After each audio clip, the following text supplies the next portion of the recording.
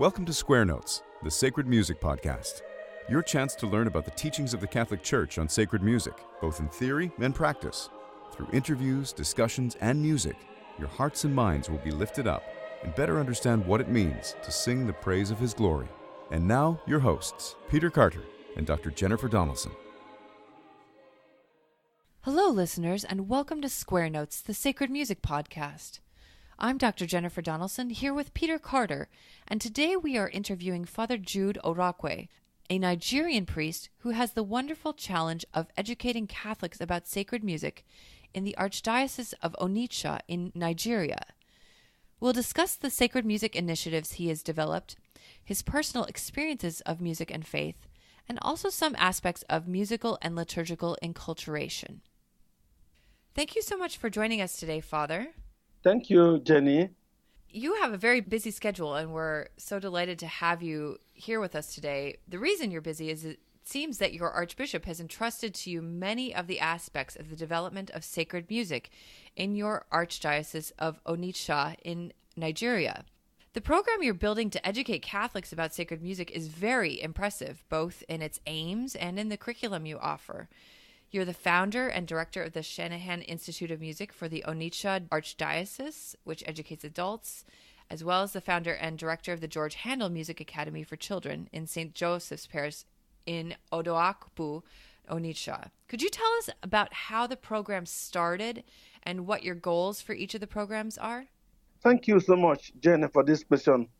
As soon as I came back in 2015, I was asked by my Archbishop, Most Reverend Valerian Okeke, to begin an Institute of Music for the Archdiocese to educate the adults, that is to say, especially members of the choir from various parishes that can make it to the venue that come.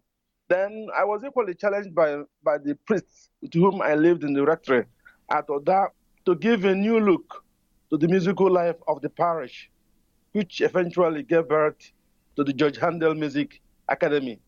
Simultaneously, I also know that there was already a music academy that started in the cathedral parish with the name and under the name of the Archbishop himself, that is known as Archbishop Valerian Okeke Music Academy, right inside the cathedral, not where I'm living.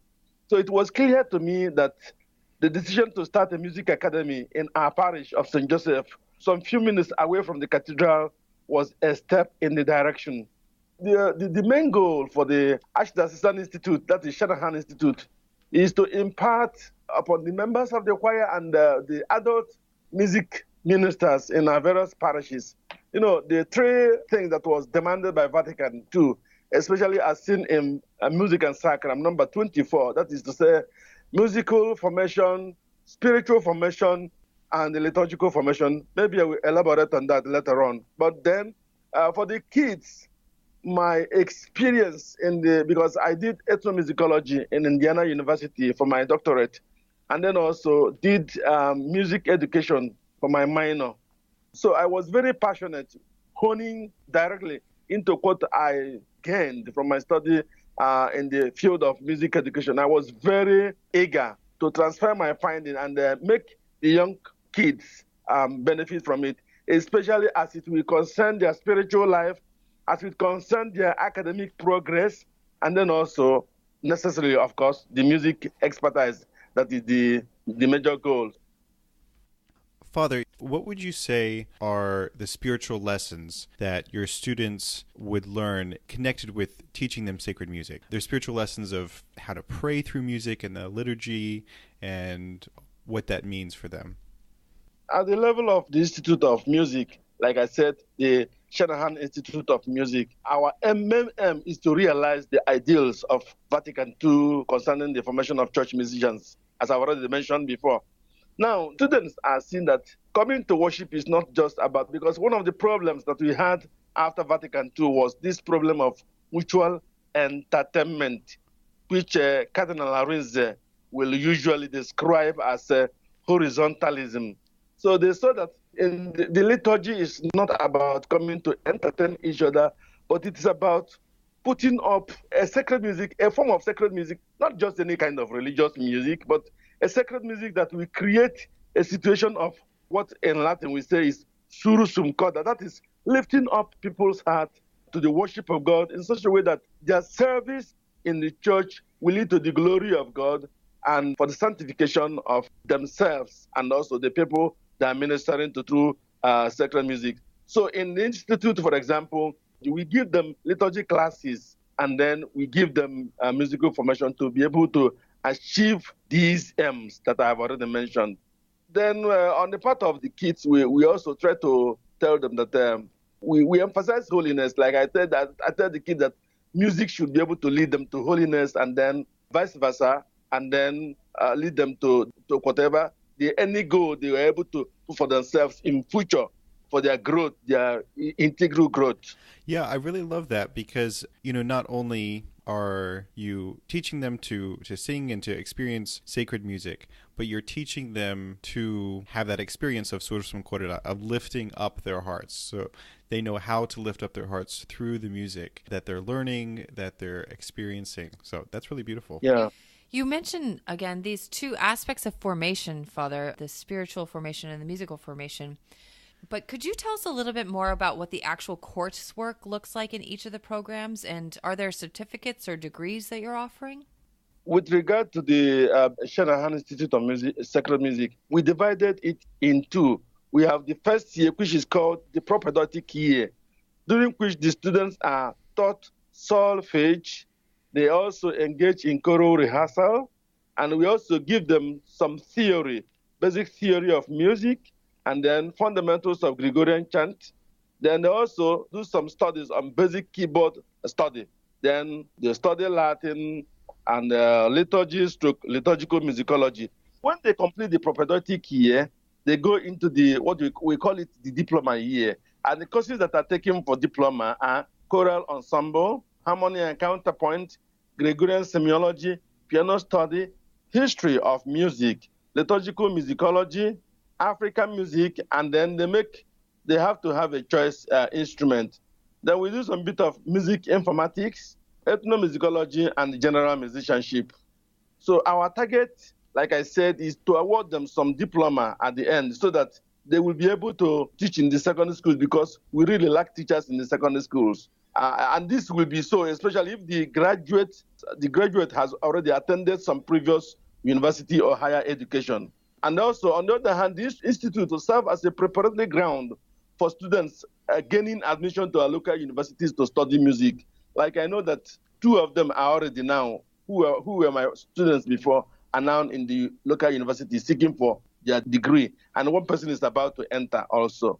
For the kids, we do not give them any certificate because the program is supposed to be after-school experience to intensify information they are given in the home and information they are given at school, especially their academic formation. When they arrive, we give them some few weeks of basic theory of music, at the end of which they will choose their instrument and start practicing immediately. And then we'll be joining in the regular rehearsals. Like this year, we are going to be featuring the first part of Handel's Messiah, as was recently requested by the auxiliary bishop of our Archdiocese. In an article you recently published in Sacred Music Journal, you discussed the programs that you're talking about now. And you also talk at length in there about how being a church musician is not seen by Catholics or Nigerians in general as a profession.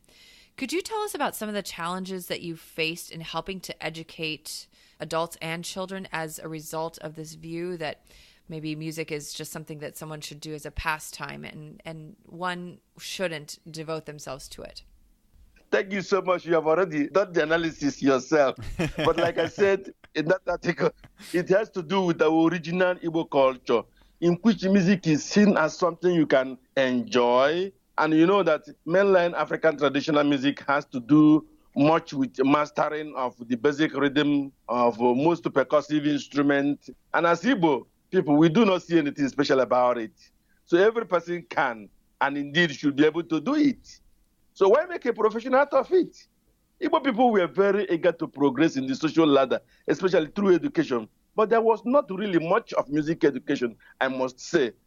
So in the final analysis, music is welcome. It's a swell thing. It's a joyful thing. It's a lovely thing. But paying to have the service of a church musician is a different question. For example, personally, most services I render, both in parish and interparochial level, is presumed to be voluntary. Because of that, not many Igbo people are too eager to study music, like I've already said, in the university. And add to it the tendency in Igbo culture of seeing musicians understood mainly as pop musicians, as more or less acceptable societal riffraffs. So, changing gears a little bit, Father, could you tell us about your musical experience as Mass growing up in Nigeria? How did you initially get involved in sacred music, and how did you decide to go for further study? That's a very wonderful question. My interest in music started when I was in the minor seminary. But before that time, I was in a parish, not in a parish, but in a station, because that time we used to have many stations under a parish, where my dad was a catechist then. The station choir was really very good, and they were well known in our, what I will call in American language, and our county. They were well known. So eventually, when I went into because in Nigeria, we still have the minor seminary. That is a place where you do your middle school and high school, but it's in a protected environment here, just like you're in a seminary, you know. So there, in my second year, I became interested in the choir, became very interested in music, and then also even registered to, I started to learn how to play the keyboard. And then in my high school, I was a regular member of the choir. Actually, it was in my penultimate year that I learned the square note, that is for Gregorian chant. And eventually I registered for music in my school certificate exam. During my period in the senior seminary, I was a regular member of the choir. I was for several years a choir master and a music director. And then when I became a priest, I was made the music director in our seminary. That was for 5 years. It was during the course of these 5 years that my archbishop simply got up one day and asked me to go and register to study music. No debate, no argumentation, no dialogue. I obeyed and registered in the local university. And later on, he asked me to prepare to go to Rome to further my studies at the Pontifical Institute of Sacred Music. My moderator for my master's was somebody you know very well, Professor Daniel Sornier. But before then, I also had as my Gregorian chant lecturers people like Monsignor Alberto Turco and people like Antonino Albarosa. Then Federico Soldo was my organ teacher, while my former priest assistant of Cardinal Bartolucci, his name is Monsignor Lorenzo Cilia. He was my composition teacher. So after my master's, that was when I transferred to America to do my doctorate in ethnomusicology and music education. So perhaps it's a little bit difficult to put into words, but how would you describe the role that your knowledge of sacred music and the liturgy plays in your understanding of your vocation as a priest and contributes to your understanding of what it means to be a priest? Oh, thank you so much. I will go back to the experience I had in the seminary, because that time came in stages, because as a kid growing up, I was noticing that music was playing a lot of role in our lives, both spiritually and academically, so to speak. And then in my philosophy, I started getting some theoretical confirmation of that. I did something that's called philosophy of art by one Irish priest. And he taught us that, there was a statement I used to remember from the line of what he taught us, that he used to quote Aristotle as saying that music modifies subjectivity in an ethical manner. So it just dawned on me that the kind of music that you listen to forms your character. So I was able to go back and reflect on my experience in the seminary. From that time I was in the seminary, I was also working with a monastery in our area. The monastery is now an abbey of women religious. I was going to give them some help in learning the keyboard and also something on Gregorian chant. So they were able to form my experience. So when I came back as a teacher in the seminary, that was in 1998 when I was ordained, I used to tell my kids, my students at that time, that for me, your spirituality and your musical expertise and your academic progress is for me one and the same thing. And I meant every word of it. And I was even able to put my own personal resources into making sure that I foster, call it ideology if you want, And it was when I came back that I knew that I was not wrong at all. It really helped to form so many of the young kids to become so mature. And the output they are making now. So in general, I think that the church cannot do with sacred music. From the Sacrosanctum Concilium, you remember what was said, that something like the sound of the pipe organ lifts men's hearts to higher things. So I have that strong belief that a kind of unworldliness, that is moving away from worldliness, is engendered by a good practice of sacred music. And that is what I'm really trying to do now in Onitsha Archdiocese, energized by my faith as a priest, That's it. Father, could you point to some practices or experiences that you've had that you think are good models for inculturation in Nigeria and in the context of the liturgy, using the sacred in the context of Nigerian culture and utilizing that in the celebration of the liturgy? Thank you so much for that question. Here in Nigeria, I must have to say, much inculturation has been going on and is presently going on, and I can even say with some kind of futuristic prognosis that it will continue to go on. We always had inculturation ever since the end of Vatican II, and there was translation of the Mass and with chants in Igbo language, for example. I want to mention a particular person that was a vanguard in that, and that was one late Monsignor Cyril Ezendoka. He studied musicology in CUA, that is Catholic University of America. I think that should be in around 1978. So he came back with the baggage and really changed the face of sacred music, that is drawing from the richness of our culture. Because, for example, before that time, we used to sing like we were taught by the missionaries. The missionaries will get one beautiful tune, maybe from Westminster hymnal or such Catholic hymnals like that. And then we'll get some Igbo words translated and force those Igbo words on those hymns. So sometimes when you sing it, it sounds, because Igbo language is very musical. Like you see, I was telling you that my name is not just any way you Orakwe, but Orakwe. So like you are saying, do. It looks like a joke, but it's really not a joke. So what Ezendoka did was to make sure that we have the chants of the Mass in Igbo language that suits the nature of our language. So instead of saying na na na nwa na monso na na na na nwa na nwa na monso, it makes no sense to an Igbo man, because it is so, some people say it's melogenic. So he goes for something that is logogenic, that is to say a music formula deriving from the words.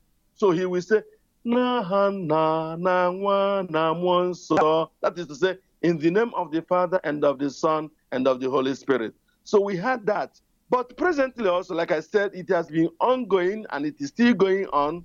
So a number of things that started after Vatican II, sometimes they can go haywire and you will need to control things. In fact, there was a day my bishop said it publicly at the pastoral council that yes, we need to do inculturation, and it's very beautiful, we do inculturation, but we cannot leave our roots. And he ordered that all the secondary school in our archdiocese should get ready for a singing competition on the basis of Missa de Angelis. One of the things I'm trying to do now in my privileged position, I must confess, is trying to balance things out. Sometimes people across the water think that African music is about beating and dancing all the time.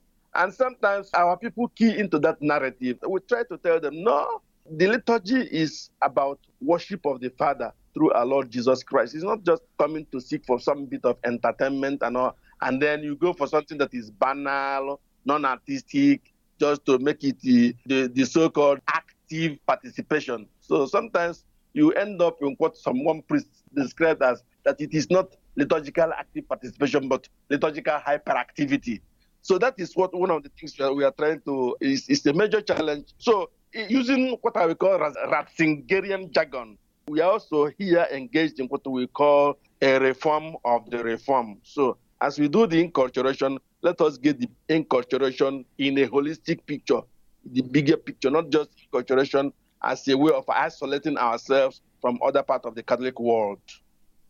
Thank you so much for joining us today for this podcast. It's really wonderful to hear about your program that you're developing and transforming the musical landscape in your archdiocese. It's really an effort that we're passionate about on the podcast, and it's great to see you spending all of your efforts to bring that to your home in Nigeria, to the people there. Thank you so much. Wow, hearing him talk about his challenges and vision is so inspiring. He's doing a lot of really wonderful work. If you would be interested in financially supporting Father Jude's sacred music programs, we have his email address available on our website, sacredmusicpodcast.com. If you felt inspired by today's episode, then share it with someone who you think might feel inspired as well. We hope you've enjoyed listening to Square Notes, the Sacred Music Podcast with Peter Carter and Dr. Jennifer Donaldson. For more information about this episode, sacred music resources, or upcoming events, visit our website at sacredmusicpodcast.com. You can subscribe to our podcast on iTunes, Stitcher, YouTube, SoundCloud, or your favorite podcast app. If you enjoy our podcast, please write us a review on iTunes. This improves our iTunes ranking and helps others find out about the podcast. The music you heard at the beginning of this episode is Hec Dies by William Byrd, sung by the London Oratory Schola Cantorum Boys Choir, directed by Charles Cole, from the CD Sacred Treasures of England. The music at the conclusion of this podcast is the first movement of Trio Sonata No. 6 in G major by Johann Sebastian Bach, performed by Peter Carter. We look forward to having you join us next time, and until then, may we sing the praise of His glory.